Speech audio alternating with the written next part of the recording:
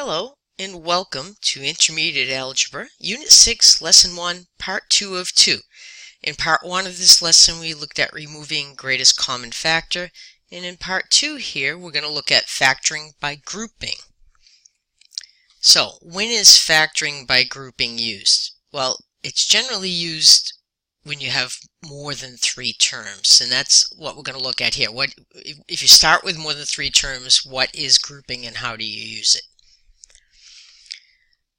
So the other thing you'll see in factoring by grouping that we haven't seen yet is sometimes the common factor can have more than one term. You can multiply a binomial by something, and that binomial is considered a factor. So if we look at this first example, which is example 6, because the number continues from the prior video, we have y squared plus 3y plus 4y plus 12. This is 4 terms. Now, I do understand that these two could be combined and written as 7y, and we could have 3 terms. But one of the techniques you can use for factoring 3 terms is turn it into 4 terms and use grouping. So we're going to see that later, particularly if there was a number besides 1 in front of this y squared that becomes useful. So let's just start with the 4 terms and see what grouping is. So y squared plus 3y is our first pair of terms. And if you have 4 terms, you break them into 2 pairs.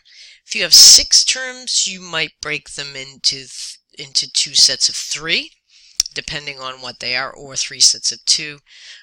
Usually, we'll be dealing with 4 terms. So y squared plus 3y is the first pair, 4y plus 12 is the end pair.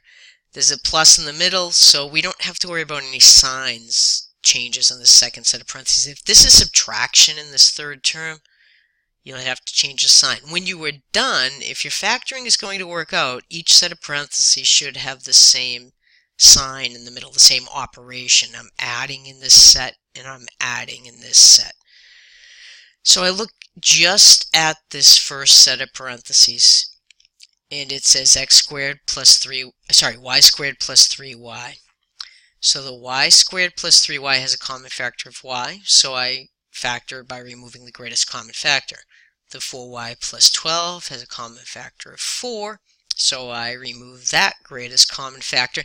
And what you see is that the parentheses that are left after removing the common factor, they match. So y times y plus 3 is this term here now. So y plus 3 is a factor. I multiply it by y, so it must be a factor of y times y plus 3. And the same for times y plus 3 means y plus 3 is a factor here. So I take that common factor out, and what would be left would be this divided by y plus 3, which leaves me with the y, plus this 4 times y plus 3 divided by y plus 3, which leaves me with the 4. So for our next example, again, we could have written this as 17x, but particularly when you have a number besides 1 in front of the x squared, you might have started with 17x and wanted to break this into 4 terms, and we'll see how we do that with something called the key number method in a later lesson.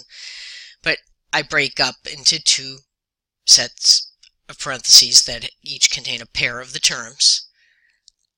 In the first pair, I see I have a common factor of x. That leaves me a 4x minus 3.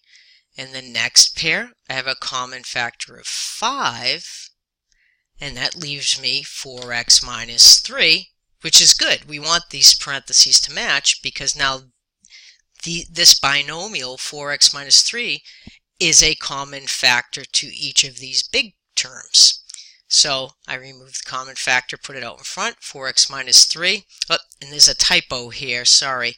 That should say x plus 5, not 4x plus 5. That should just simply be this x plus this 5. So correct that if you're taking notes. Make sure you have that as an x plus 5. So now this one looks harder just because there's not enough numbers. That's what you're thinking. Don't deny it. I remember thinking that too. So let's think about process, not get panicked by the fact that it looks funny. I have ax squared plus ay minus bx squared minus by. I have 4 terms. I'm actually told I'm going to use grouping, but even if this had just said factor, because I have 4 terms, I would have known to try factoring by grouping. In this case, we have a subtraction sign in front of that third term, so watch carefully what happens when we group these. So I put parentheses around the first pair, and I get ax squared plus ay. And then I have subtraction, and then I have bx squared minus by left, but notice I wrote bx squared plus by. That's because when you subtract a set of parentheses, when you remove the parentheses, each of the signs changes because it's like you're distributing a -1. So when I do the reverse of that, when I throw a set of parentheses in front of a negative sign, I have to change the sign inside, so that if I were to simplify this by removing all these parentheses now, I should get back the same thing. If I don't change this to a plus, I get negative bx squared, and if that's a subtraction sign, that'll be a plus by after I distribute the -1. So notice the signs in our parentheses do match. So that's the only tricky thing you got to watch when that third term is negative, or if you're putting parentheses in front of a subtraction sign, you have to change the signs inside the parentheses. So in this first pair, I have a common factor of an a. In the second pair, I have a common factor of b. I pull those out, and I see now I have a binomial x plus y. That's a factor of this first big term and a factor of this second big term, so I can write it out in front, remove the greatest common factor, and I'm left with a minus b. Takes a little getting used to take out that binomial and recognize it as a factor and figuring out what you write at the end. If that had been a 1 instead of a b, if there had been no b's in this problem, you would have had to remember to write a 1 there, because you can't just write x plus y times a, because then you wouldn't have gotten the other x plus y term. So that's another thing. If there's no common factor in either the first or the second set, it's a 1, and you may actually want to write a 1 out in front. Alright, so let's try these. The answers will be on the next slide, and again, you're going to stop the video, try to do these 3 problems, and then start the video again, and we'll see and discuss the answers. Okay, stop the video. Alright, you back? Here are the answers. So I got x plus 4 times x plus 5 for number 7, and that came from pairing this up. In the first pair had a common factor of x, the next one had a common factor of 4, so that left me with an x plus 5 in each set of parentheses. The answer to number 8, when I paired up each of these, I got a 5y plus 2 times a y plus 2. Let me just look and make sure that makes sense. So here I can pull out a y, and that'll leave me a 5y plus 2. Here I can pull out a 2, and that'll leave me a 5y plus 2, so I get a y plus 2 times 5y plus 2. And on number 9, that was very similar to the one we did in the last example, the last guided example.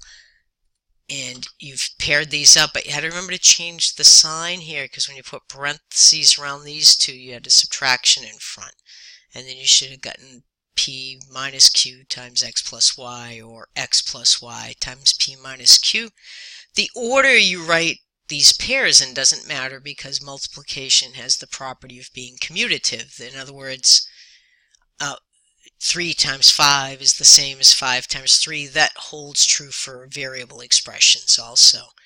X plus y in parentheses times p minus q in parentheses is the same as p minus q in parentheses times x plus y in parentheses.